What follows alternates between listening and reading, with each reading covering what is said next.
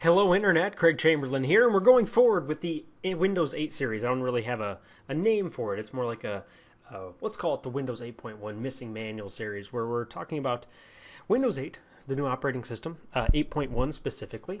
And I will be walking you guys through everything you need to know about the Windows 8 operating system. And we will be using this book, Windows 8.1, The Missing Manual. Today we won't actually be looking directly at Windows 8. We'll be covering some of the basic features that are included in Windows 8. And of course, during this entire series, I will walk you through how to use this. But remember, if you're not yet a patron, consider becoming a patron. Patrons help support the show. I decided to make this content free for everybody because I like to make content free for everybody. But if you feel like you're being led to kind of help out and make the show grow into something much, much bigger, consider becoming a patron. You can do that through the link below, and you'll also get a bunch of other benefits going through that way. So what's new in Windows 8? As you guys know, Windows 8 isn't very popular. And the people who love it either really love it, the people who hate it really hate it. A lot of it has to do with this new Metro UI user interface, and a lot of that had to do with Windows and Microsoft trying to get their mobile interface in front of people's faces, right? They wanted essentially to get you guys used to their mobile devices because everything is moving in the direction of mobile. Laptop sales are down tremendously. Because everybody's moving to tablets, phones, and other electronic devices. And so Microsoft saw this and they said, okay, well, we got to make sure that we can compete. And unfortunately, that meant forcing their user base to adopt their new mobile technology. And Windows 8 was their solution to that problem. But there are some great things about Windows 8. It is fast. It's a very fast operating system. Even compared to Windows 7, it benchmarks faster than Windows 7. It is very visually pleasing. The tiles are frustrating to get along with at first, but it is a very pleasing to the eye operating system. That cost comes at a cost, though. It will use more resources on your machine. It is phone-like, so the mobile interface does kind of give you what do they call them? A tile-based operating system, which makes you want to reach out and touch it kind of feeling. It is structured in a way that is used for touch interfaces. And again, that's why it was originally engineered. Windows 8 does exceptionally well in situations where you are using a touch screen. So if you do have a touchscreen device, or if you've looked at their Windows Mobile, their Pros, the Pro tablets, those are really good products from the Windows standpoint because you get all of the luxuries of a Windows operating system with Windows software, plus you get the luxuries of the touchscreen tablet interface. Probably the best product they've come up with for Windows 8 are those Surface Pros. Those are the ones that are touchscreen and Windows, full version of Windows. It is cloud-based. That's another major advantage.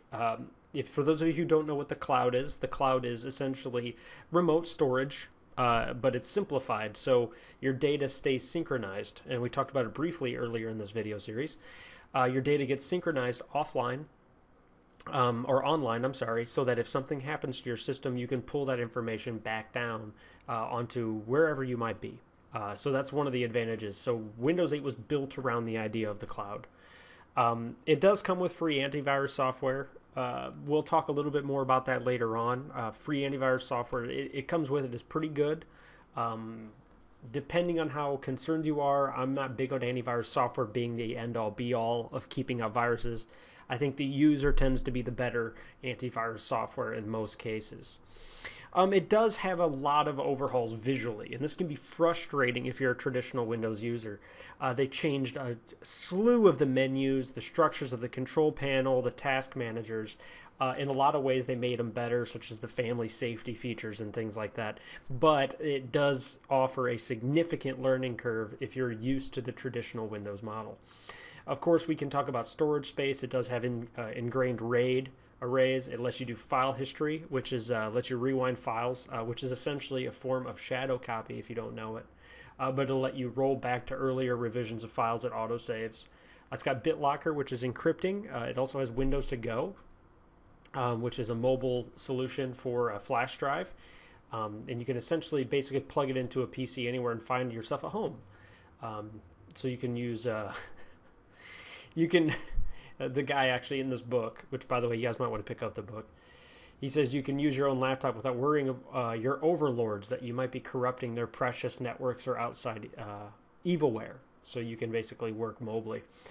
New multiple monitors are nice. The multiple monitor features, because like you can have the tile screen on one monitor and you can have your desktop on another monitor. And we're going to talk about all these in detail as we go through this series. It also does provide, nobody talks about this, but the Microsoft Xbox Music service, which I don't think is that big of a deal, but it is included. You get free streaming of albums, songs on demand for free. And it does have a narrator, so if you are hearing impaired or visually impaired, it will narrate a lot of the content to you out loud. Now that was Windows 8 essentially. That was kind of what it rolled out with. Now Windows 8.1 was a very massive update that took place after the Windows 8 rollout.